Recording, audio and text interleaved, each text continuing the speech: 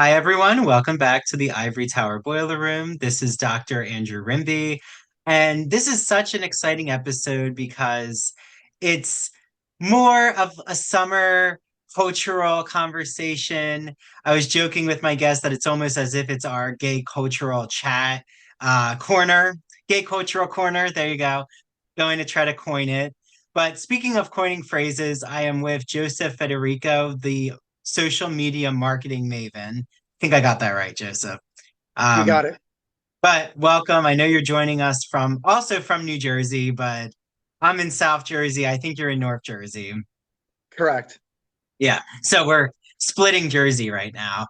Um, everyone who like sees the video of this, if you're our Patreon members, you watch the video or social media clips. I am in my childhood bedroom, so that's why the background isn't the same with my books. So we'll see. Maybe the energy, Joseph, will be a more conducive rapid fire with all this cultural energy that we've been sharing together. So, right away, I'd love for you to just explain. I remember getting this DM from you. Had to be 6 months ago. I don't know. It was a I was few going to months say six ago. months. It was a long time ago, Andrew. It was, yeah.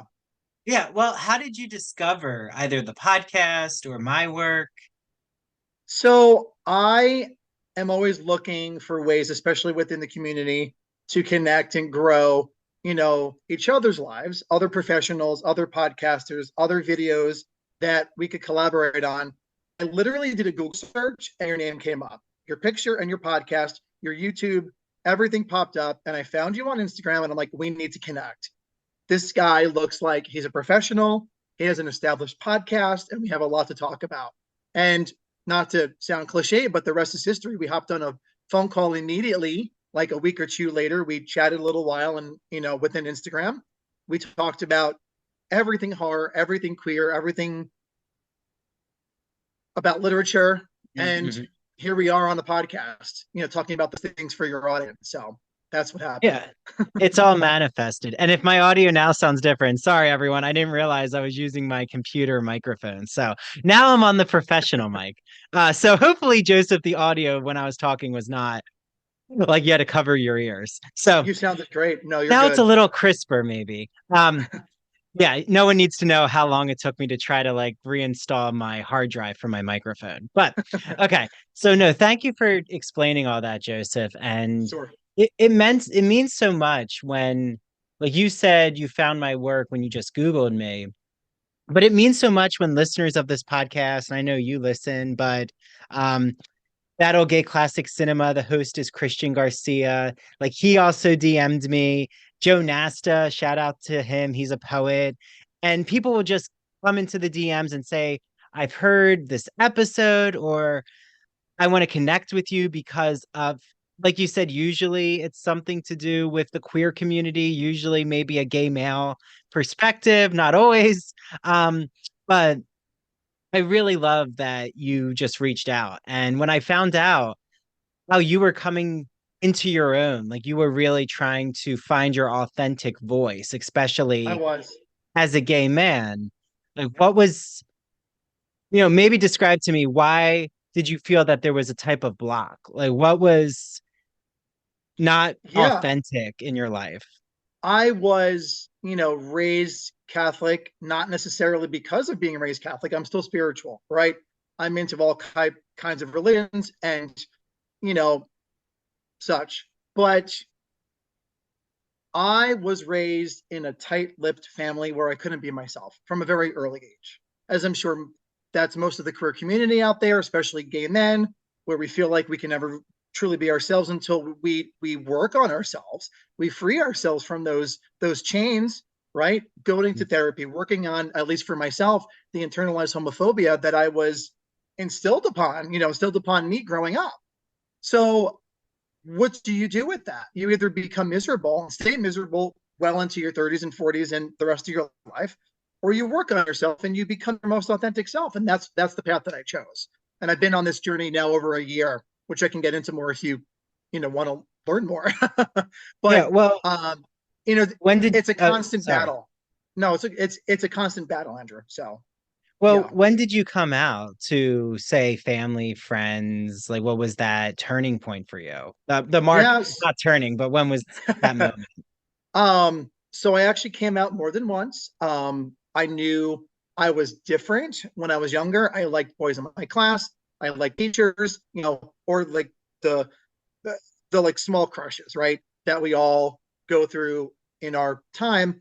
But I was attracted to males from a very early age, not knowing what that was. Am I different? Is there something wrong with me? You know, Coming from a conservative town in Northeast New Jersey that has completely shifted since I graduated high school and even moved out of the town, which I'm grateful for. I haven't been back since, but I am grateful that to know that things are different from when I was growing up and coming into my own and coming out.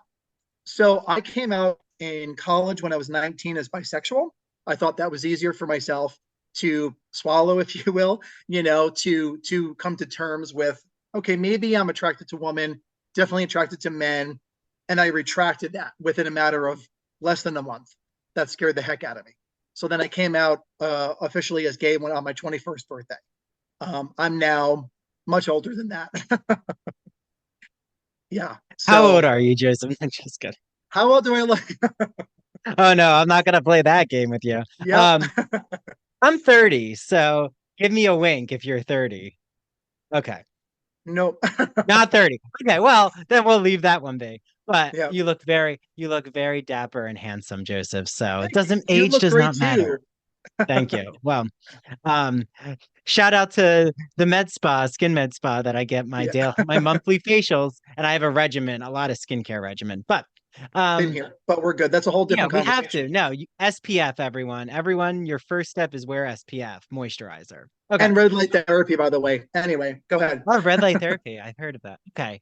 Mhm. Um, but yeah, hydrofacials, get a jet peel. Oh, that'll be our another episode. We'll talk It about the will. beauty regimen It because, will. going to Fire Island, I've learned a lot about different. Well, we could talk definitely about, Yeah, the gay community and what it means once you're now um integrated and you start to learn all the nuances of the community. Um, sure.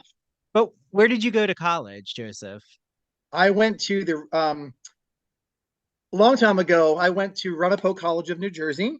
I graduated with a BA in literature, which clearly helped me write my books, and I got into that field. But I have always been into literature. Of course, I've always love the horror genre, written books. I'm working on my fourth book now, which we can get into if you want later. Um, but BA in literature from RCNJ, class of 2010. I worked all throughout college. I put myself through college, so Yeah, and you grew up, I'm assuming, right near Ramapo-ish.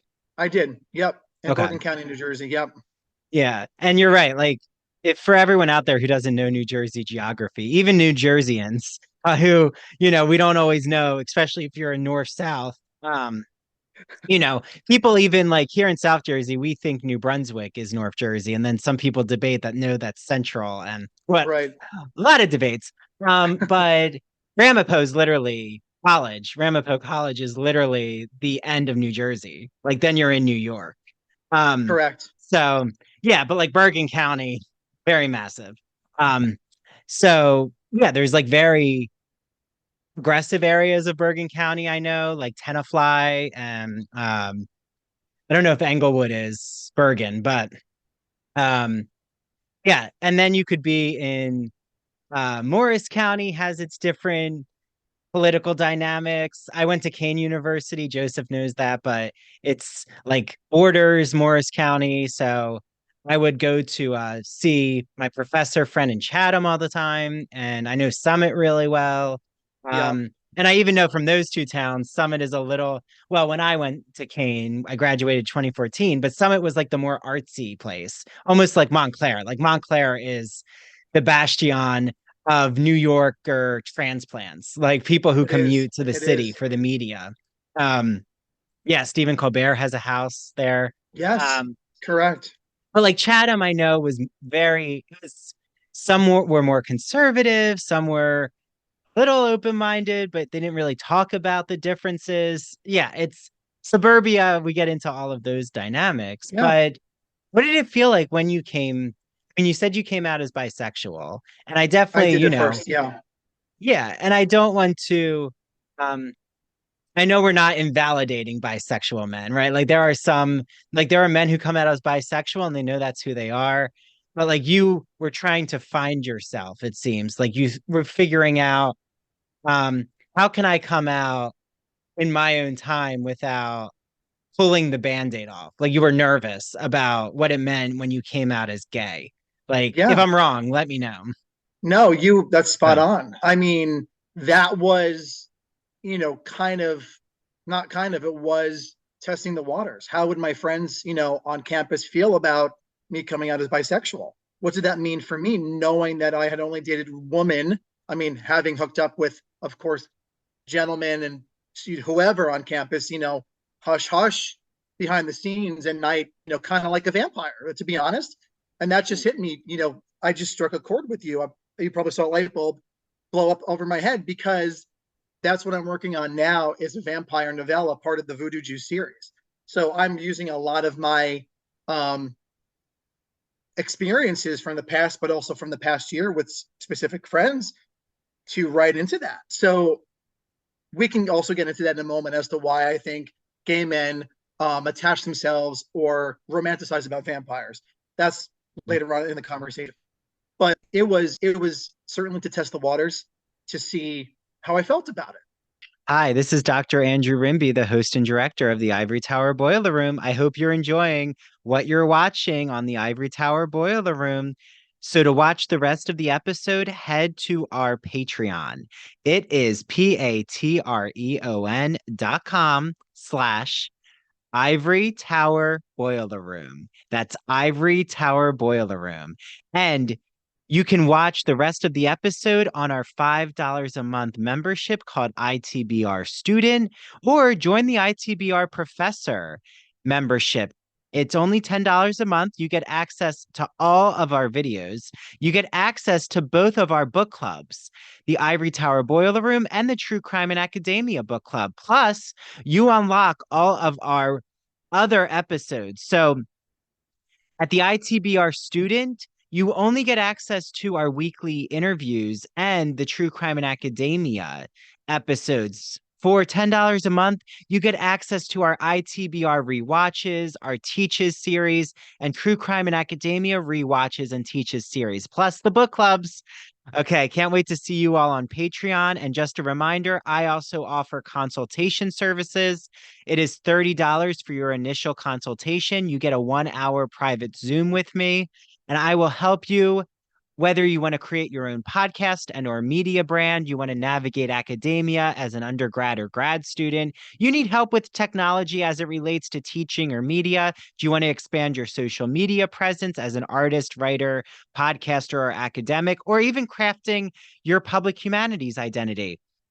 I will help you with my consultation services. You can also find that on Patreon as well. Okay. Thank you all for watching and for supporting the Ivory Tower Boiler Room. Bye.